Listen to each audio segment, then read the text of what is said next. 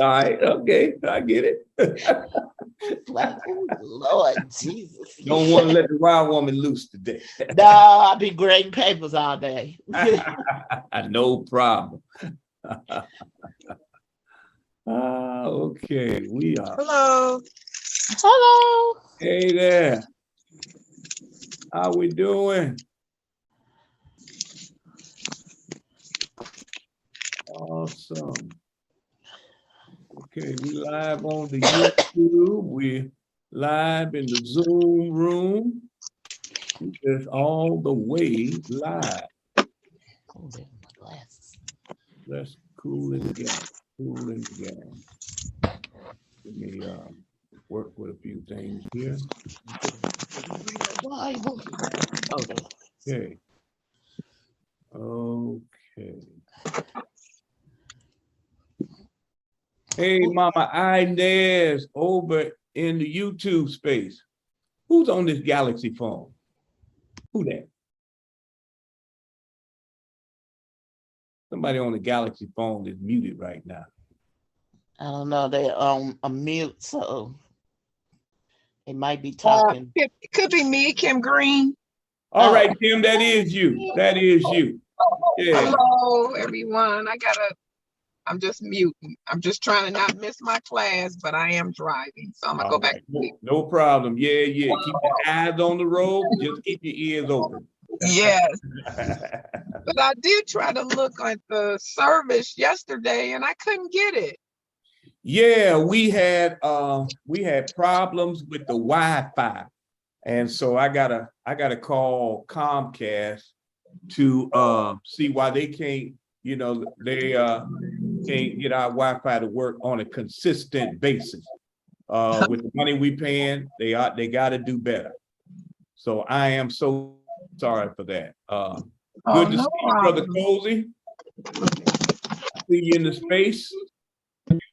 And in the Zoom room, we got Mama Inez on the YouTube.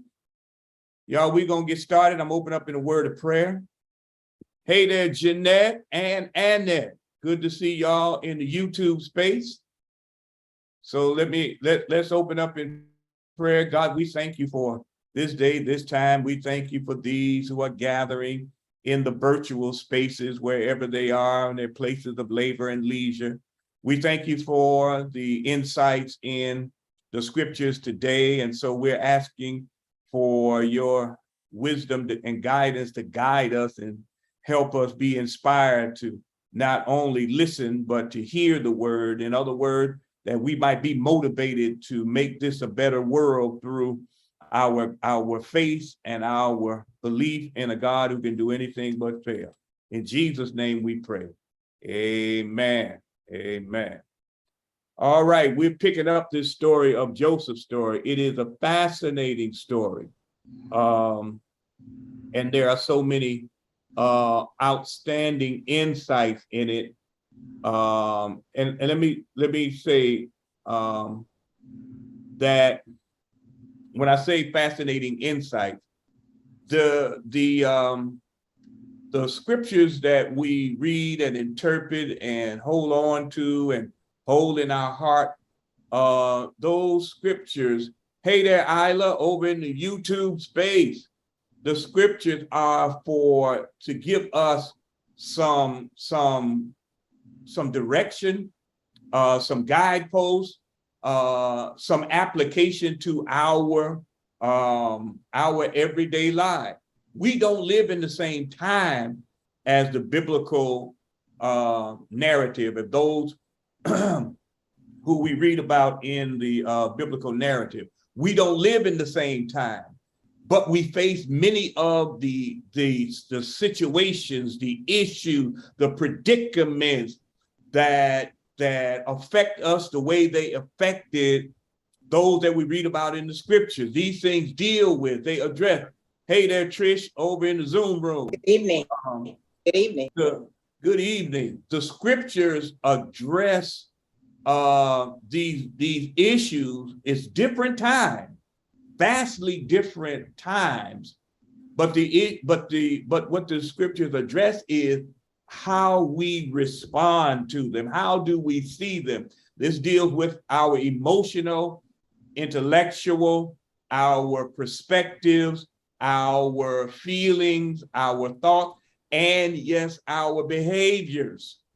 And so whenever we're reading them, if you notice, I am consistently trying to draw the comparisons to help give us some guideposts in how we ought to conduct ourselves. Hey there, Janice, over in the YouTube space. So I wanted to say that at the beginning. So let me start reading portion of scripture. We left off last week. Joseph was in prison, and the cupbearer forgot him. So chapter 41 opens up, and I'm gonna start reading from the scripture, and I'm gonna read probably, it's gonna take a minute. I'm gonna read probably the majority of chapter 41. And then we're gonna go back and examine chapter 41 for the nutrients that is providing us right now. So it says, when 2 full years had passed, Pharaoh had a dream. He was standing by the Nile when out of the river came 7 cows, sleek and fat, and grazed among the reeds. After them, 7 other cows, ugly and gaunt, thin, came up out of the Nile and stood beside those on the riverbank. And the cows that were ugly and gaunt ate up the 7 sleek, fat cows. Then Pharaoh woke up. He fell asleep again and had a second dream. 7 heads of grain, healthy and good, were growing on a single stalk. After them, 7 other heads of grain sprouted, thin and scorched by the east wind. The thin heads of grain swallowed up the 7 healthy, full heads. Then Pharaoh woke up. It had been a dream. In the morning, his mind was troubled, so he sent for all of the magicians and wise men of Egypt. And Pharaoh told them his dream, but no one could interpret the dream for him. Then the chief cupbearer said to Pharaoh, 2 years later now, today I am reminded of my shortcomings. Pharaoh was once angry with his servant, and he imprisoned me and the chief baker in the house of the captain of the guard. Each of us had a dream the same night, and each dream had a meaning of its own. Now a young Hebrew was there with us, a servant of the captain of the guard. We told him our dream, and he interpreted them for us, giving each man the interpretation of his dream. And things turned out exactly as he interpreted them to us. I was restored to my position, and the other man was impaled. So Pharaoh sent for Joseph, and he was quickly brought from the dungeon. When he had shaved and changed his clothes, he came before Pharaoh. Pharaoh said to Joseph, I had a dream, and no one can interpret it, but I have heard it said of you that when you hear a dream, you can interpret it. I cannot do it. Joseph replied to Pharaoh, but God will give Pharaoh the answer he desires. Then Pharaoh, I'm going to skip over this. Pharaoh told Joseph his dreams, both of them. Then Joseph said to Pharaoh, the dreams of Pharaoh are one and the same. God has revealed to Pharaoh what he is about to do. The 7 good calves are 7 years, and the 7 good heads of grain are 7 years. It is one and the same dream. The 7 lean, ugly cows that came up afterward are 7 years, and so are the 7 worthless heads of grain scorched by the east wind. They are 7 years of famine. It is just as I said to Pharaoh. God has shown Pharaoh what he is about to do. 7 years of great abundance are coming throughout the land of Egypt, but 7 years of famine will follow. And all the abundance in Egypt will be forgotten, and the famine will ravage the land. The abundance in the land will not be remembered, because the famine that follows it will be severe. The reason the dream was given to Pharaoh in 2 forms is that the matter has been firmly decided by God, and God will do it soon. And now let Pharaoh look for a discerning and wise man and put him in charge of the land of Egypt. Let Pharaoh appoint commissioners over the land and take 1/5 of the harvest of Egypt during the 7 years of abundance. They should collect all the food of these good years that are coming and store up the grain under the authority of Pharaoh to be kept in the cities for food. This food should be held in reserve for the country to be used during the 7 years of famine that will come upon Egypt, so that the country may not be ruined by the famine. That's a good economic plan, y'all. Back to reading. The plan seemed good to Pharaoh and to all his officials. So Pharaoh asked him, can we find anyone like this man? One in whom the Spirit of God Then Pharaoh said to Joseph, since God has made all this known to you, there is no one so discerning and wise as you. You shall be in charge of my palace, and all my people are to submit to your orders. Only with respect to the throne will I be greater than you. So Pharaoh said to Joseph, I hereby put you in charge the whole land of Egypt. Then Pharaoh took his signet ring from his finger and put it on Joseph's finger. He dressed him in robes, fine linen, and put gold chain around his neck. He had him ride in a chariot as his second in command, and the people shouted before him, make way. Thus he put him in charge of the whole land of Egypt. Then Pharaoh said to Joseph, I am Pharaoh, but without your word, no one will lift hand or foot in Egypt.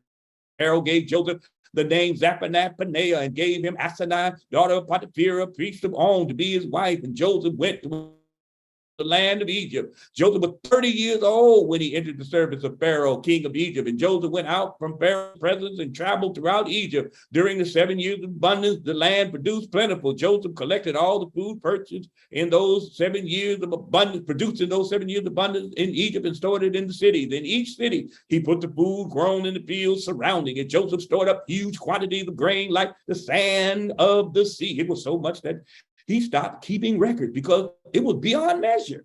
Before the years of famine came, 2 sons were born to Joseph by Asenath, daughter of Potiphar, priest of On. Joseph named his firstborn Manasseh and said, it is because God has made me forget all my trouble and all my father's household. The second one he named Ephraim and said, it is because God has made me fruitful in the land of my suffering. The 7 years of abundance in Egypt came to an end, and the 7 years of famine began. Just as Joseph had said, there was famine in all the other land, but in the whole land of Egypt, there was food. When all Egypt began to feel the famine, the people cried to Pharaoh for food. Then Pharaoh told all the Egyptians, go to Joseph and do what he tells you. When the famine had spread over the whole country, Joseph opened all the storehouses and sold grain to the Egyptians, for the famine was severe throughout Egypt, and all the world came to Egypt to buy grain from Joseph because the famine was severe everywhere. Thus is the reading of God's holy word. So now, that chapter is a mouthful. So Joseph is in the prison 2 years because the cupbearer forgot him. Don't miss that, y'all. We're going to come back to that. Chapter 41 opens up with saying after 2 whole years. If you read the New King James Version, it says after full 2 years. Same way with the King James Version. As I read the NIV, it said full years. The NRSV says 2 whole years. Why am I emphasizing that? Because the narrator here wants you to know that it wasn't a year and a half. It wasn't, it wasn't just a year and maybe a few days. It was every bit of 2 years that Joseph sat in that prison because the cupbearer forgot him.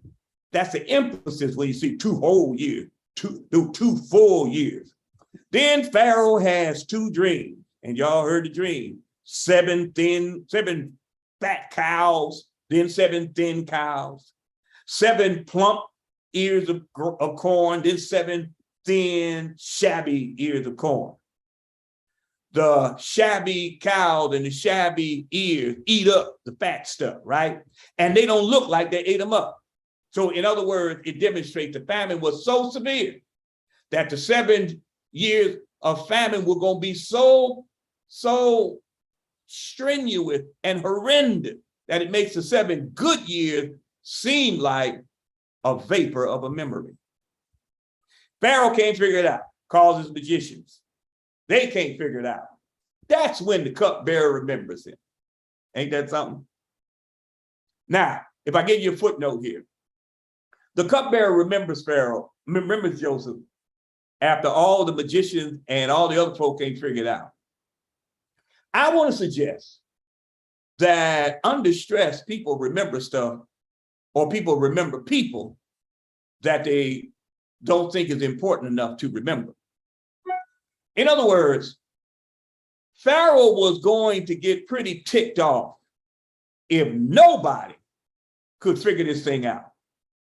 And what happens oftentimes in scripture and in real life, when the potentate, the king, the head, whatever, of a nation gets upset with the people that are supposed to be able to take care of some stuff, a lot of times off with their heads. You ain't no good to me. So the cupbearer knows what it's like for Pharaoh to be angry, and he end up in prison. And oh, a V8 came to his head. I remember a dude, when you got angry with me, you sent me to prison, and there was a guy, he's a Hebrew. Me and the baker had a dream. He interpreted the dream. And so Pharaoh sends for Joseph. Pharaoh sends for Joseph, but Joseph just can't come to the king any old kind of way, right? It said he had to shave, he had put on some new clothes. He'd been in the prison, you know? He ain't all that, you know. When you come in the king's presence, you got to come, you know, you got to come correct. Now, oftentimes, I remember when I was a police officer, I was in court one day, had to do some testifying about some arrest I had made. So while I'm waiting for my turn, I'm sitting in court and I'm kind of dozing off because I'm just like, I wish I hurry up, you know, get my part over so I can get the heck up out of here. So I'm kind of dozing off. I'm not paying attention. I'm not sleeping. You ain't supposed to sleep in court. But, you know, I'm looking down and I'm trying to make it like, you know, I'm not sleeping. And I'm really just kind of half nodding. I hear all of a sudden the judge scream, "Are you out of your mind? How the hell can you come into court like that? What makes you think that was acceptable?" And he just screams. And of course, that wakes me up. And I look up, "Get out of my court now!" And I see this brother. He's leaving from in front of the, and he has a T-shirt on that says, "Sugar honey iced tea happens." I'm like, dude, you woke up and put on that shirt to come to court? And it was a T-shirt. Wasn't a collar with a tie and a jacket and all that. It was a T-shirt, jeans, and big old letters, "Sugar honey iced tea happens." You just don't come into the presence of folk who got this kind of authority any old kind of way. Don't mean you got to wear a suit and tie, but you certainly cannot come in there looking any old kind of way. And certainly Joseph had to clean up before he went before Pharaoh. Pharaoh explains to Joseph why Joseph has been brought to him. He heard that Joseph hears dreams and can interpret it. Joseph immediately credits God as the one who interprets.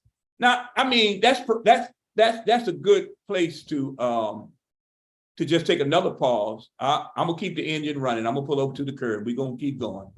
But oftentimes we get in positions and we do some things well, and folks say, "Thank you.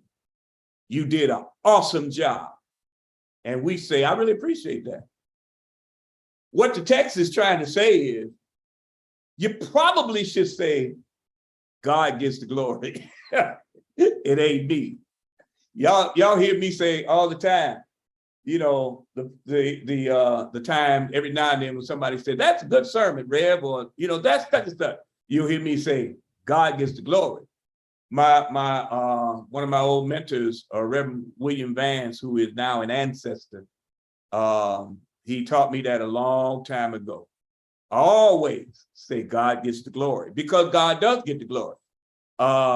You know, even that which we think we acquire by experience and by learning, we still got it by God's provisions for us. God provided the opportunities for us. So Pharaoh tells Joseph the two dreams. Joseph, you know, explained that these are the same dreams, Pharaoh. They just done in two, because God is saying this is final and it's going to happen right away. Now, the solution is an economic solution. And next week, we're going to get into the details of the economic solution, because it's fascinating, Cozy, how Joseph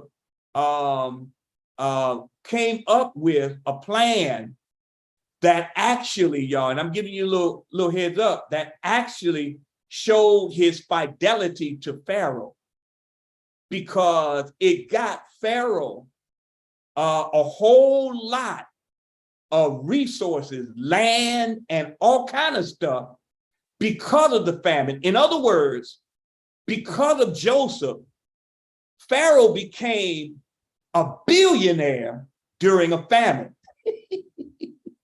That just went over somebody's head. For COVID-19, Yep. there were more billionaires that were created during COVID-19 than any other time. Now, there is an oxymoron. There is a problem with that picture, that during a famine, then billionaires are created when people are not only sheltering in place, but they're counting every penny, and they are measuring every bit of what they have, trying to make it last. Billionaires popped up all over the place. Hey, Mike Carson over there in the YouTube space. There is something wrong with that. And Joseph created a plan that made Pharaoh insanely wealthy, and the hierarchy of Egypt. We're gonna get into that on next week, y'all. But he gives the solution of how things ought to work out. Here's another. This is an insightful insert by Joseph. He was brought in Pharaoh's presence to do what? Interpret the dream, right? But he adds in there, he says, so after he interprets the dream, it's going to be 7 years of crazy abundance, but then it's going to be 7 years of horrible famine. And then he says, Pharaoh, you should do this. You see, it's so subtle you miss it. He said, he wasn't asked for his opinion on what to do next. His role was to interpret the dream, but he slips in. Now, Pharaoh, you probably should appoint somebody, right? Come on, Joe. I see it. I don't know why Pharaoh didn't see it, but and maybe Pharaoh did see it, and he just kind of snickered and said, "This boy is kind of slick here." But that also says something about having confidence in yourself. The text is saying, even though it may appear by all the visible stuff that you ain't on the same level with some folk, you still got some stuff to add. And don't be ashamed to suggest it in a way where you put sugar around it. Okay? Joseph put a little sugar around it because he could get in trouble with Pharaoh by saying, Pharaoh, you need to do this. Well, Pharaoh gonna say, who the heck you think you are talking to, boy? I asked you to interpret the dream. I didn't ask you for your this or that. So he subtly says, Pharaoh might want to appoint somebody, to administrate the good years so that they can save up and last through the bad years. And Pharaoh says, wow, who else could we get but you? And so Joseph goes from a prison to prime minister. He goes to the penultimate. There's a word called penultimate. The word ultimate is the last stop. It is the highest you can go. But the word penultimate means next to the highest you can go. Joseph goes to the penultimate authority. the step before the supreme authority. And that's, again, verses 41 through 44 of chapter 41. Joseph then receives a new name. He receives an Egyptian name. We're going to tie all this together in a minute. Y'all got to stay with me here. I want you to follow the story. He gets a new name. Pharaoh gives him a new name. He changes his name. So guess what? Up until now, he's been known even by the Egyptian. Potiphar and his wife called him Joseph. When he was in the prison, the chief warden called him Joseph, okay? Now his name is Zaphanath-Paneah. He has an Egyptian name. Everybody calls him now Zaphanath-Paneah. Nobody calls him Joseph anymore, okay? Remember now, he's 30 years old. It's been, at this point, 13 years since he was sold by his brothers. He has a new name, Zaphanath-Paneah, and the name means God is sustainer of life. It also means God speaks. It means God lives. Pharaoh gives him a name that fits what his role is right now. He comes to Pharaoh, introduces Pharaoh to the interpretation. It is all about sustaining life. And Pharaoh gives him the name that means sustaining life. Another point.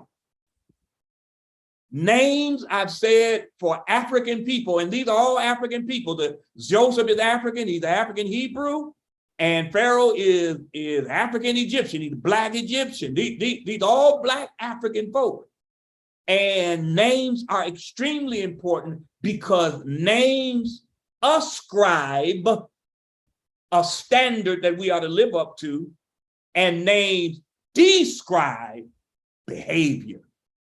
My father is buried in Oakland Memory Lanes, right outside of Dalton.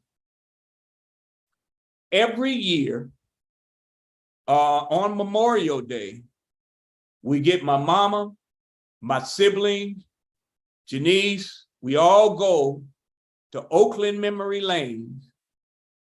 And we, my nieces and nephews, that all those that are in the area, we go to Oakland Memory Lane. We put flowers on Daddy's grave. We stand around and we have prayer. Daddy is buried between two weeping willow trees. That is by intention. And then we go from there to my father's sister grave, my Aunt Norm, and her husband, Uncle George. We go over to their grave and we put flowers on their grave.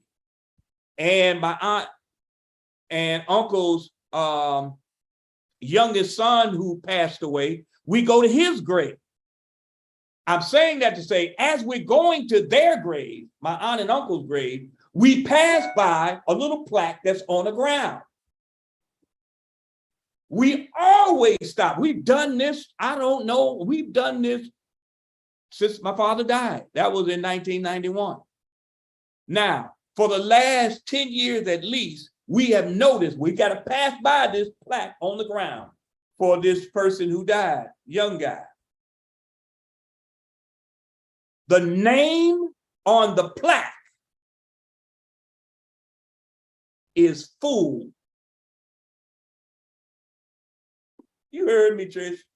The name on the plaque of this young guy's grave, it gives the date he lived, date he died, and it says Fool.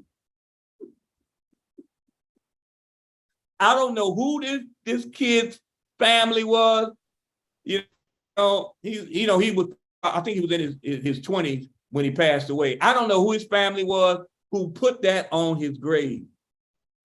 Wow. But F-O-O-L, I'm sorry, F-O-O-L, Fool. And we always stop and say, Lord have mercy. Janice said, yep. Janice in the YouTube, yep. We always stop because it's just amazing. I cannot believe it.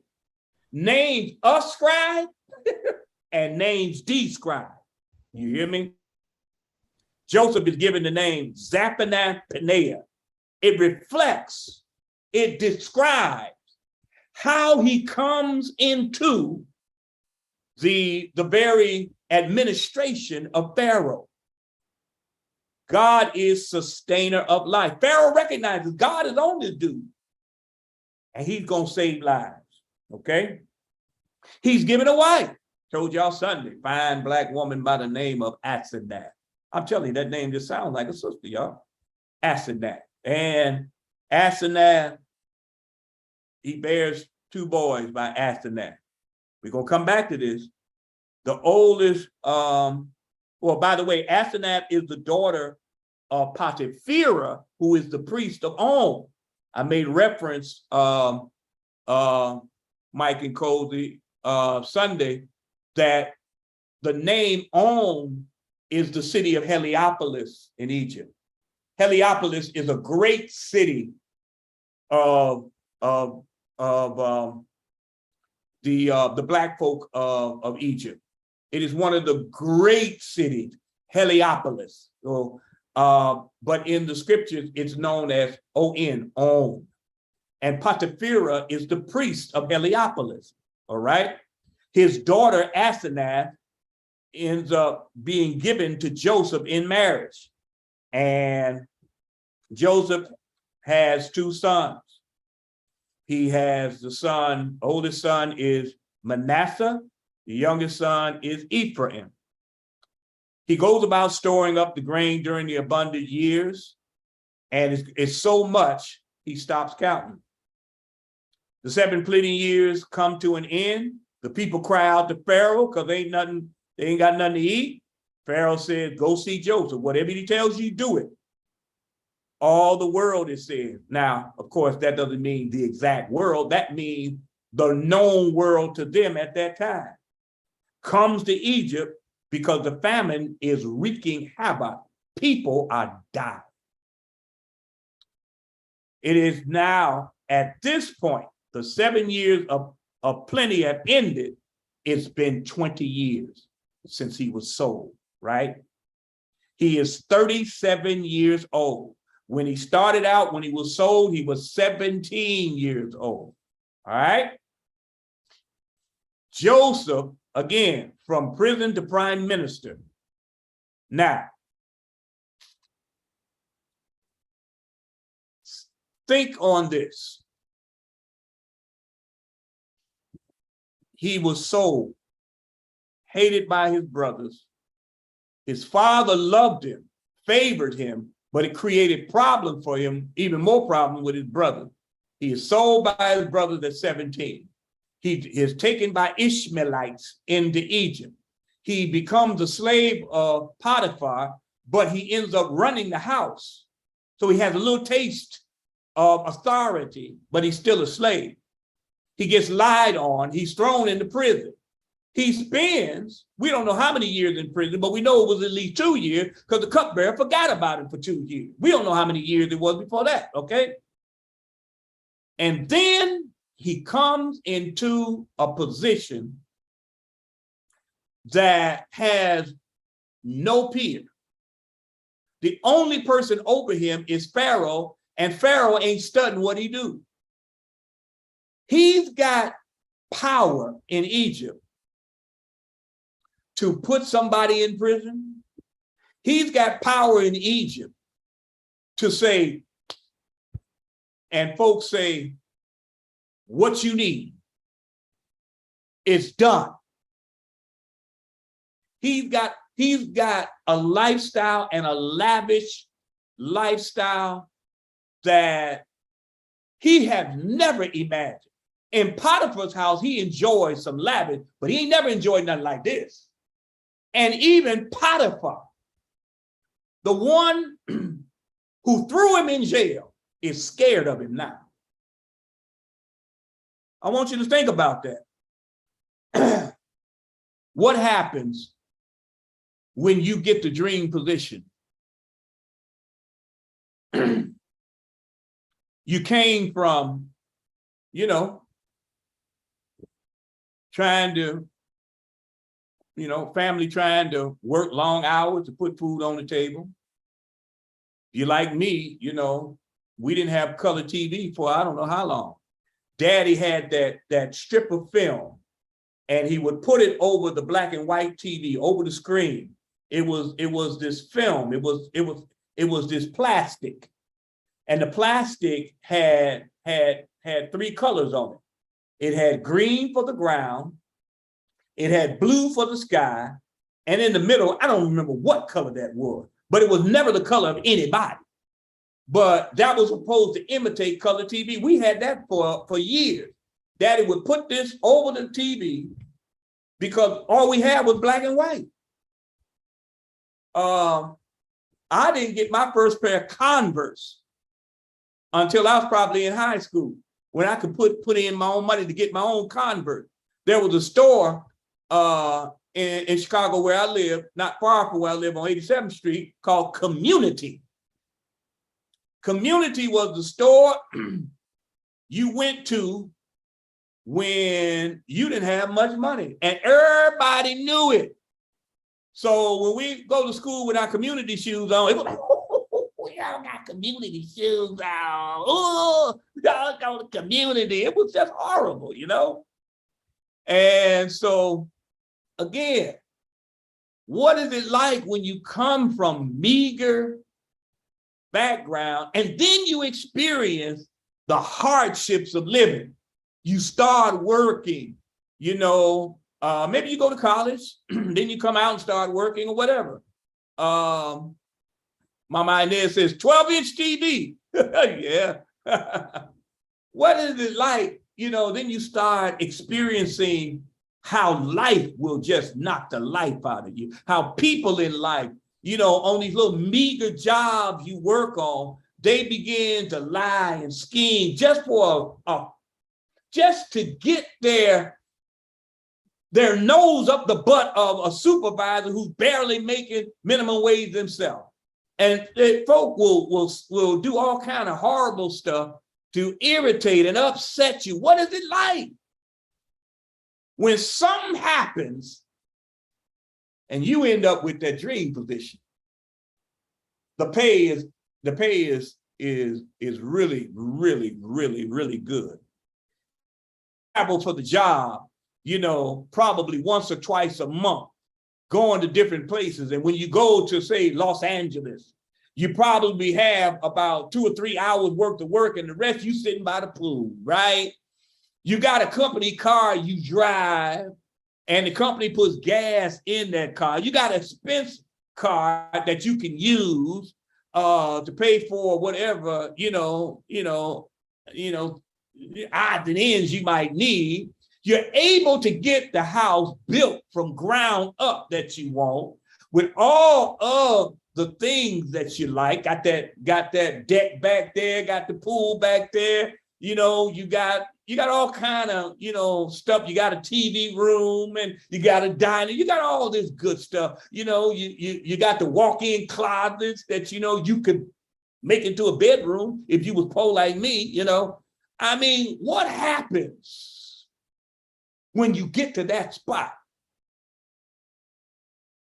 What happens? Do y'all have a song that would capture what happens when you get to that spot? Is there a song, you know, that you can come up with? What you got, Trick? From the Jeffersons. Huh? Oh, moving on up to the east side. We finally got a piece of the pie. Boom, boom, boom. Beans don't burn in the kitchen. Then, you know, all that type, y'all them words. Them words are kind of crazy, you know. You know, those lyrics are crazy. Took a whole lot of to ride in just to get up that hill. Dun, dun. Now we up in the big league. Got our turn at the bat. Long as we live, you and me, baby, ain't nothing wrong with that. Hey, we're moving on up. What song? What song? Janice said that's when you really find who your friends are. You sure right about that. But what else happens? What else happens to you? What other song you think of that captures when you get that dream spot? Started from the bottom, now we're here. Come on with that hip hop, man. That Drake started from the bottom, now we're here. Started from the bottom, now my whole team's here. Oh, it's a little different than that, but I can't say it, the words like that. There you go. Yeah. Think about it, y'all. What happened? And if you got any other songs on YouTube, just post it in the chat what you think captures that. Because something happens, y'all. A lot of time, most of the time, it's hard, to attain to that spot and it not take something away. Okay, so Joseph gets to the spot. And here's, first of all, the irony. Joseph is elevated to prime minister by Pharaoh. He names his children, and the names he names his children reveal what I'm getting at. So first of all, let's start with the younger boy first. The younger boy, Ephraim, his name means God has made me flourish, fruitful in the land of my misfortunes. So here's the good part is he does not attribute his coming up to Pharaoh. Pharaoh names him in the position, but it ain't Pharaoh. Joseph recognized it. God just moved on you. God is the one who's responsible. That's the good thing. But God has made me flourish in the land of my misfortune. Are you getting what is suggesting? Joseph, because of the destination, sees it as destiny. In other words, I've come to the point where I was supposed to be all along, or where I was meant to be, or where I struggled to be. I'm here now. I'm just riding this thing out. Okay? He comes to the position as if it is his purpose. He comes to the occupation and office and he sees it as the ultimate objective. You got to get this. In other words, Joseph has something that God put on him way back when he was 17. It is a purpose. It is a destiny. It is something that is bigger than him. But because of what he's been through, remember I talked about him settling in Potiphar's house. It is deeper than settling now. He sees it as the reward for his suffering. Okay? I was done wrong. I deserve this. Okay? He has a beautiful wife, loving, beautiful, got 2 adorable sons. He's got perks, privileges, prominence, prosperity in his new position. He has a new name that means so much, that is on the lips of every Egyptian. He is willing to take on an Egyptian identity. He sees this as where he should be. Peter Gabriel, Mike Carson put on Peter Gabriel big time. I was thinking of another one. Y'all, now, Cozy might remember this. Who sang this song? Mr. Big Stuff. Who do you think you are, Mr. Big Stuff? You're never gonna get my heart, Mr. Big Stuff. Tell me, who do you think you are? Who sang that? I'll let y'all wait. I'll let y'all wait. Huh? You got it? I know somebody Googling, so it's okay. That was big in the 70s when I was growing up, Mr. Big Stuff. Oh, yeah. You'll get it. He is willing to take on an Egyptian identity. Y'all, he's not Egyptian. These are black folk, these are black African people, but they're two different cultures. He's willing to now trade his heritage because of what he's gone through for where he is. I'm telling you. Go ahead, Patricia. I see you hooking up. Yeah, I have a question. Go ahead. So do you think he feels he deserves this because of what he's gone through, or he feels that God is blessing him because he remained faithful with all he went through? You know what? Good point. I think it's both. Okay. I think he believes God is rewarding him for his faithfulness, and therefore I deserve it. You know, the two things can be right. You know what I mean? Because think about the mindset. You know, who of us would not think, okay, this got to be it. I done gone through too much. Janice, Gene Knight, Mr. Big Stuff. Yeah, that's Gene Knight. Y'all, some of y'all too young to remember Gene Knight. Mr. Big Stuff. Play it later on tonight. Google it and play it. But yeah, it's a little bit of both. And that means he's taking on the Egyptian identity. He's living because wait a minute, let's go to what he names his oldest son, Manasseh. Here is the irony. He says, I named you Manasseh because God has made me forget all of my father's house. In other words, my whole heritage, I forget. Now, he's naming his children this. God ain't made him forget nothing. He wants to forget this. He's living in Egypt. He has a new name, a wife, children, a position. He's got all the stuff people would want and 10 times that because of his position. He don't want to remember that no more. All of it was painful. At least he sees it as painful. All of it couldn't have been painful, but he sees it as painful, and which means he is willing to sacrifice the vision for the vocation, for the spot.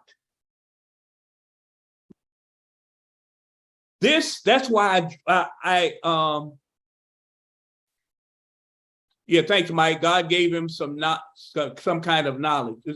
See, that's why the analogy and linking it up to our lives today. Any of us could, by God's intervention and favor and grace, or whatever language you want to use, could find ourselves in a position we would never have believed we could be in. Now it was Gene Knight, but Mr. Big Stuff. The Honeycombs had some other stuff, Mike. That's pretty good. One monkey don't stop no show. Any of us could find ourselves in a position like that, where we are brought into a whole different way of operating. What do you think the high areas of corporate America are like? You're brought into a new culture, and you're expected to not only enhance that culture, in other words, live it, but you're expected to take it on, or else you're not going to last in corporate America. You're just not going to. Because there's a way of doing things. There's a way of seeing things. There's a way of seeing people. Any of us can be brought. At a moment on. Go ahead. Was somebody gonna say something? Just quick comment. Please. This is Cozy. Just quick comment on what you're speaking of. You know, I can think of two times that, you know, that what you're saying comes to absolute mind. The first right now is modern times, and in particular with black people. You know, everybody was trying to obtain the 2-car garage, and you know, the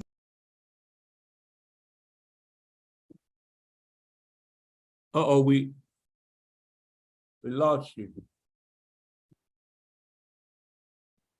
You back, Cozy? Because we lost you for a minute. Pastor, something must be going on because I lost you momentarily.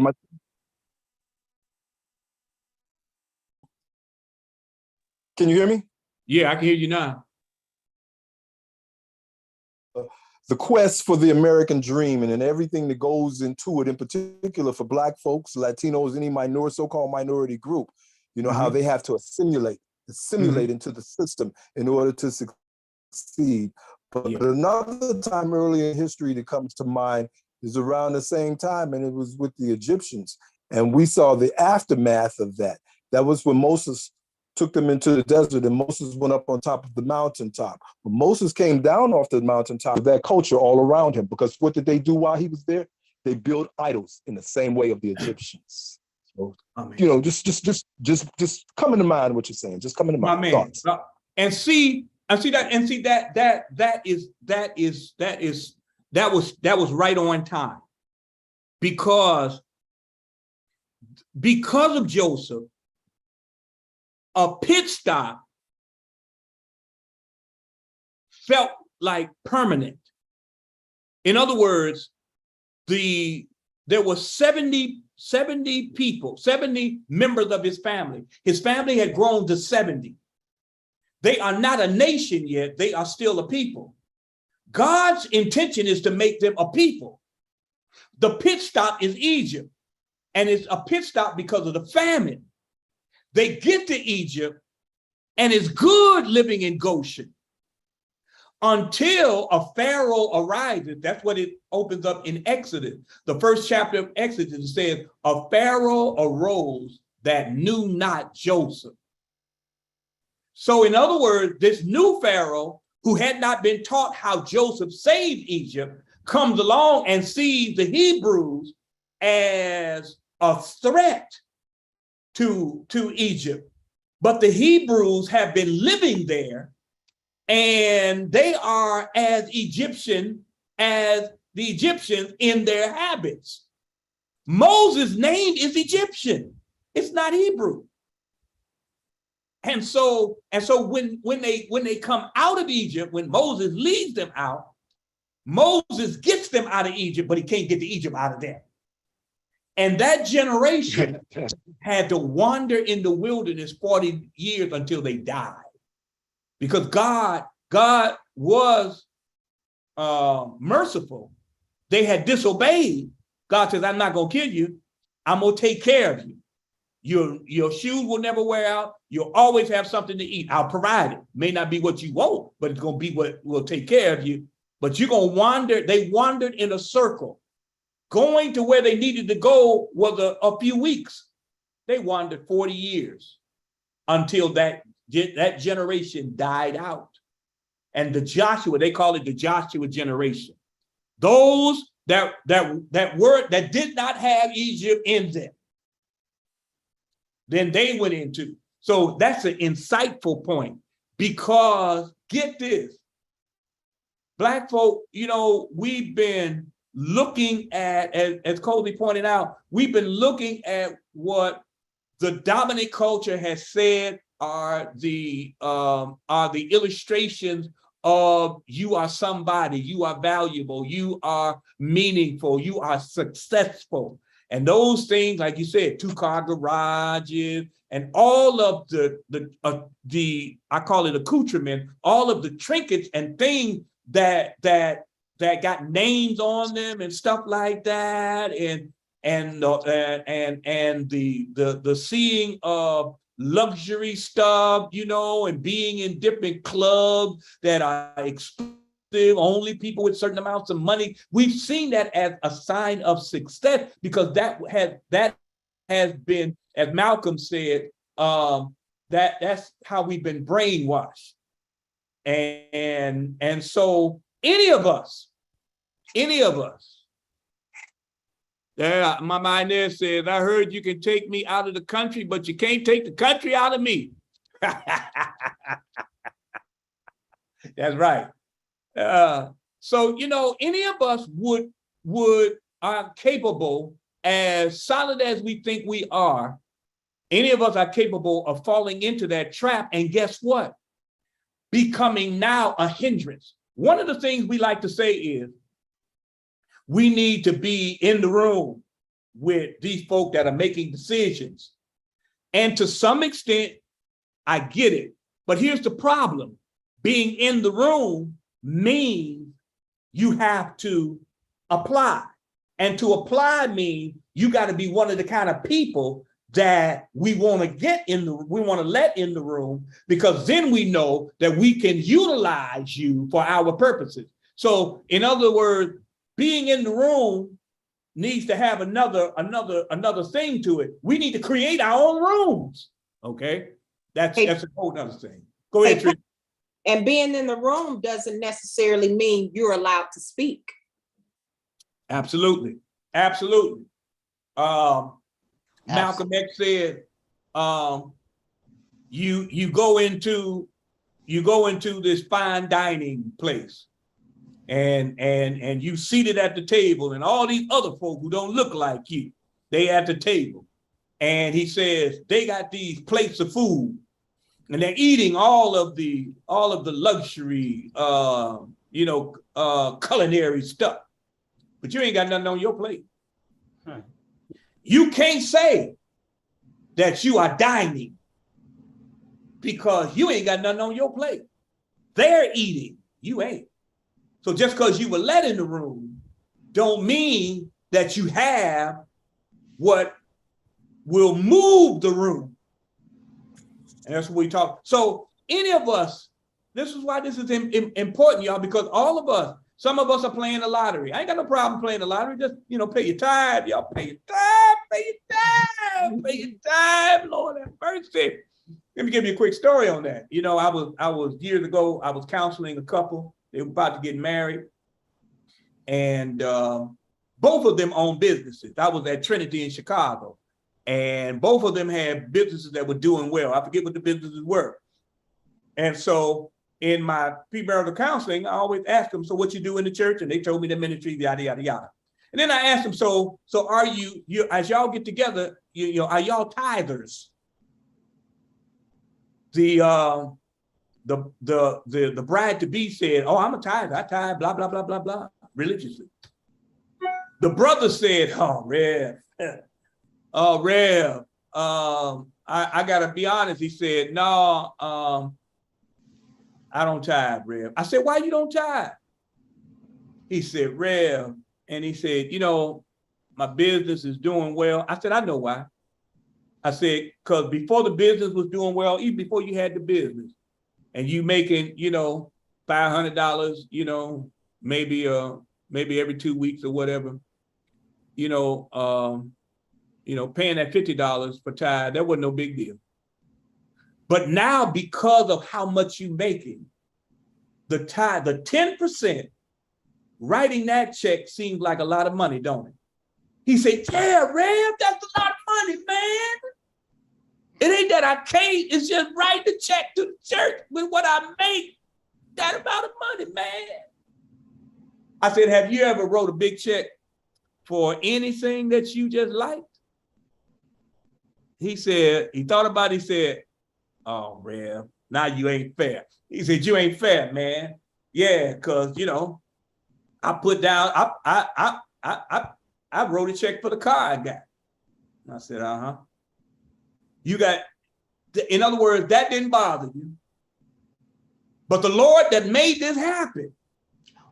And so, I say that point, all of us are looking for that position that will give us the ease. So, we don't have to struggle so much and all of that. But what comes with a lot of those things are a sacrificing of a vision that was on our life before we were even brought into this world. And therein lies a very dangerous trade. Mike Carson put Isaac Hayes, I took you out of the ghetto. Man, okay, come on, Mike, what else you got? And so Joseph is living in the lap of luxury. So he names his youngest son Ephraim. God has given me prosperity in the land of my misfortune. He named his oldest son Manasseh. God has made me forget my house, my family, my heritage. You get what I'm saying? Everybody that you see, Thomas Sowell sees that he's Black. Clarence Thomas sees that he's Black. This woman that's running against Mervan, she sees she's Black. But that's just a color. That's not identity to them. They have given their identity up for the culture that they're seeking to be accepted in. And they have been brought into position where they're being offered all of the luxury and accoutrement that people desire. And they're willing to forget identity and heritage and responsibility to the people. Because I'm gonna be doing well. And it is what it is. Wow. So the analogy is crazy identifiable. Joseph wants to forget. Here's the irony. The cupbearer forgot him. The cupbearer forgot him. Now he's willing to forget his daddy, his family. You want to forget your brothers, but you can't. You can't forget all of those people. You can't forget who you are. You are not Egyptian. Let me show you just a footnote, and then we're gonna wrap it up. Take down Genesis 46, because I'm gonna read Genesis 46, verse 31 to 34. I want to show you Joseph ain't Egyptian, and they know it, and he don't want to recognize it, but he gonna recognize it. The 31st verse of Genesis 46 read, then Joseph said to his brothers and to his father's household, all of them are in Egypt now. He said, I will go up and speak to Pharaoh and will say to him, my brothers and my father's household who were living in the land of Canaan have come to me. The men are shepherds, they tend livestock, and they have brought along their flocks and herds and everything they own. When Pharaoh calls you in and asks, what is your occupation? You should answer, your servants have tended livestock from our boyhood on, just as our fathers did. Then you will be allowed to settle in the region of Goshen, for all shepherds are detestable to the Egyptians. Joseph knows that he ain't really liked. He's tolerated. The Egyptians don't eat with Joseph, y'all. Joseph has his own quarters where he can bring his family in to eat. None of the Egyptians eat with him, y'all. They respect him because of Pharaoh.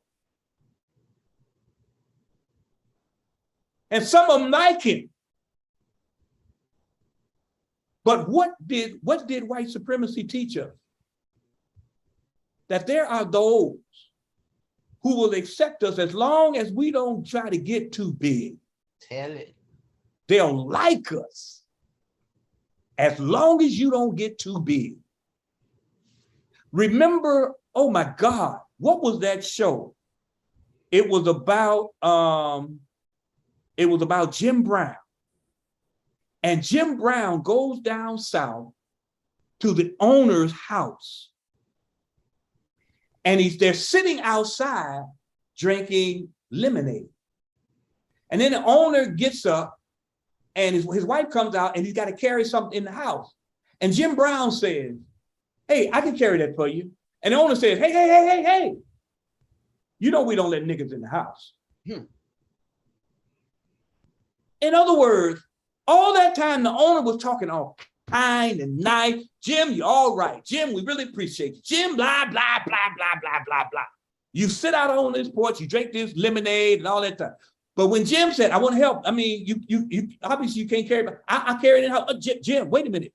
You know we don't allow you in the house now.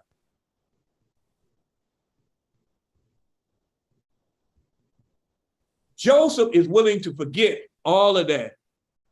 There you go, Mama Inez. That's right. Joseph is willing to forget. But guess what? This is it, and we're going to close on this. God does not forget. Joseph never expected to see any of his family again. If they die in Egypt, so be it. Chapter 42, we're going to pick this up next week, opens up with his brothers go to Egypt. They go because the famine is so severe and they ain't got no food. And Jacob says, y'all need to go to Egypt and get some food. But what Joseph don't know is God ain't forgot. And so here's the other part, that all people who forget who they are and try to forget their own, God don't forget. Sooner or later, you're going to have to face your people. Yeah. Now, I don't have time to go down the list of people that look like you and me, who got up to those, whether they were entertainers or whether they were in the political realm. And then when them folks showed them, yeah, we don't really like you. And then they come back to the community, right? Because sooner or later, you're going to have to come back because God don't forget. So any final comments about the lesson,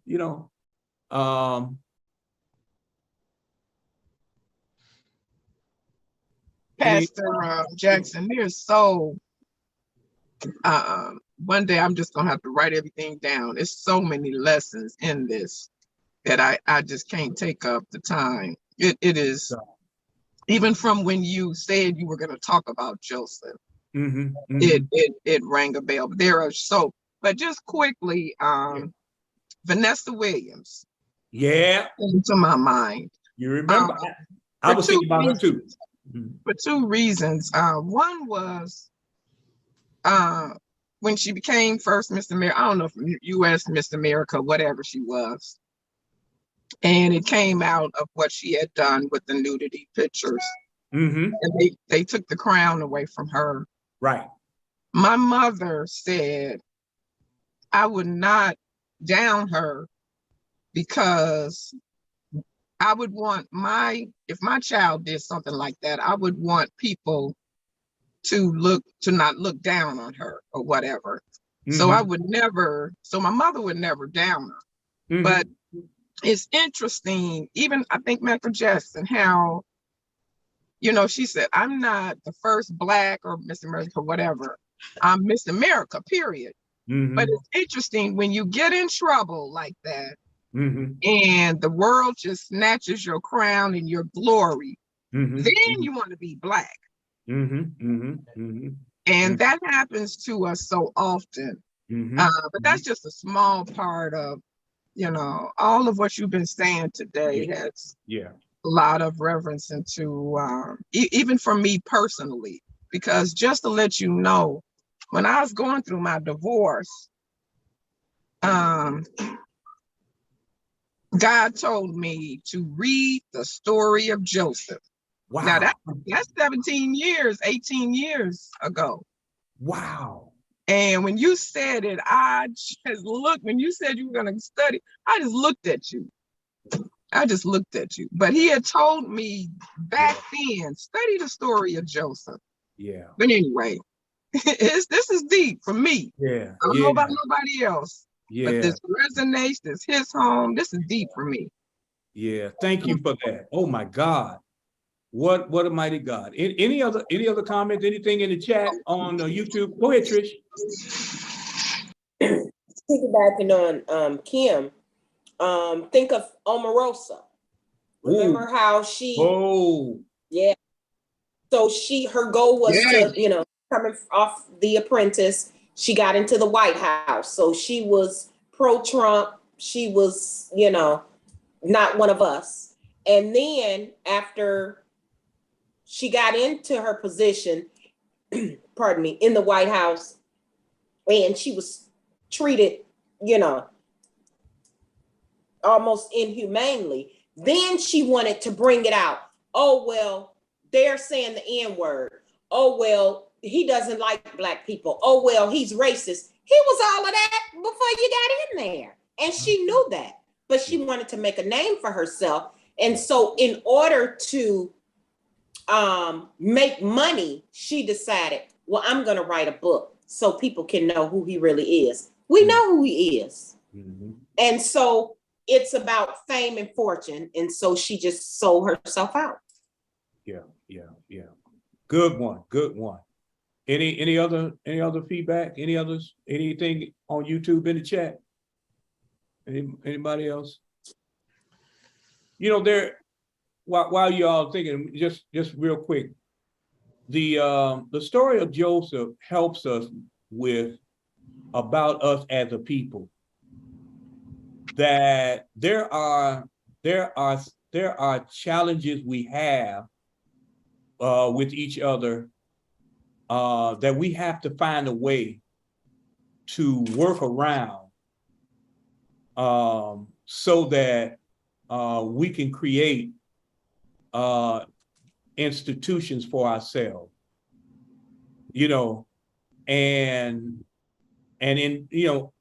because if we don't hold together, then we're not going to be able to survive. Okay, your children and grandchildren and whatnot are not going to be able to survive, and we've got to leave institution. And it doesn't have to be perfect, but we do have to recognize that even when we have, issues with one another, Joseph had to deal with. I talked Sunday about, how he had to deal with the forgiveness, that you cannot forget what people do. See, this thing about forgetting is so flawed, because when you hear people say forgive and forget, that's not Bible. It's not in the Bible. And forgiveness doesn't come easy. But working to release the regret, the resentment, the bitterness, so that we can find a way to move forward is important. And sometimes you love people from a distance, Yeah. But as a people, we have to do that because, again, we have to find a way to not let things put us in a isolated place, because when sheep get separated from the flock, or it doesn't have to be sheep, when you watch buffaloes get hunted by lions, they don't go for the herd, they go for the one that strays, and they get that one. And so we had to find a way to work around that. And so, so again, it teaches us about us being a people. That, again, that's what church is. Church is an institution. Black church is an institution for us to create You know, you heard this term empowerment zone. The church it should be an empowerment zone. Us as a community of people that don't just see it as reminding ourselves that we're going to heaven. That's, you know, I'm not trying to diminish it. What I'm saying is put it to the side. You already got that. But there's more to it than that. It's way more than that. You got a whole life to live, and how is that life then going to show itself in the community connections that you create? And so, in creating those community connections, there are people that rub you the wrong way, and we got to find a way to create the institution and release some of the stuff that, you know, that separates us or makes us think I can pull out and do my thing. I can pull out and do my thing. I don't have to come to church. I don't have to be a part of that. And I can do my thing. So I'm going to start my business, all that. You know what ends up happening? Life hits. And then you end up calling somebody that goes to church, say, I need y'all to pray for me. I need y'all to pray that, they okay this application so that I can get this loan from a business. I need y'all to pray because, we had a catastrophe happen, and now I don't know how I'm gonna rebuild, I mean, you always need the community. And one of the things that the society we live in has brainwashed it to think that I'm gonna do my thing on my own over here. And I'm gonna build up, one of the things, Candy on Real Housewives, from Escape and all that. It gets on my nerve. I like Candy, but it gets on my nerve when you talk about I'm building my empire. You ain't building no empire. An empire is an oppressive tool that is used to keep other people down, and you rob their pockets. And you ain't building nothing. You got to have other people. You got to have people work for you, because you can't do all that by yourself. And so that mindset is a poison that we got to get out. And Joseph's story is a good example of how people try to forget their own people to elevate their own self because of what they've been through. They think God is blessing them with a reward that ends with them. And Joseph was meant to rescue his entire people. Any other comments?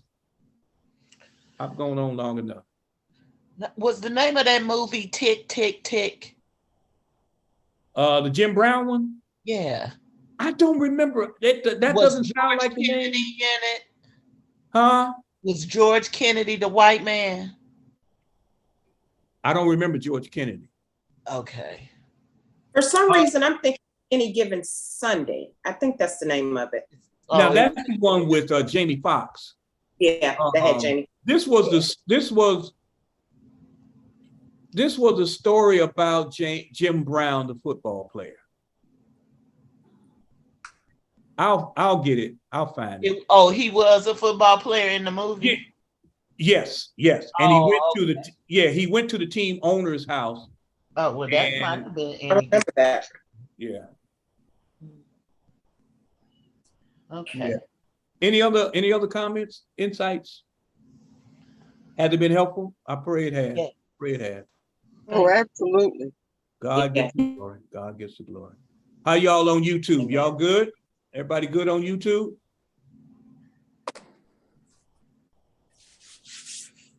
Yeah, y'all can't type too fast, can you? Where my typers at? Mike Carson put in there, Sammy Davis Jr. Yeah, he's another one. Yeah, Sammy Davis is another one. Part of the Rat Pack. And it got kind of rough on him.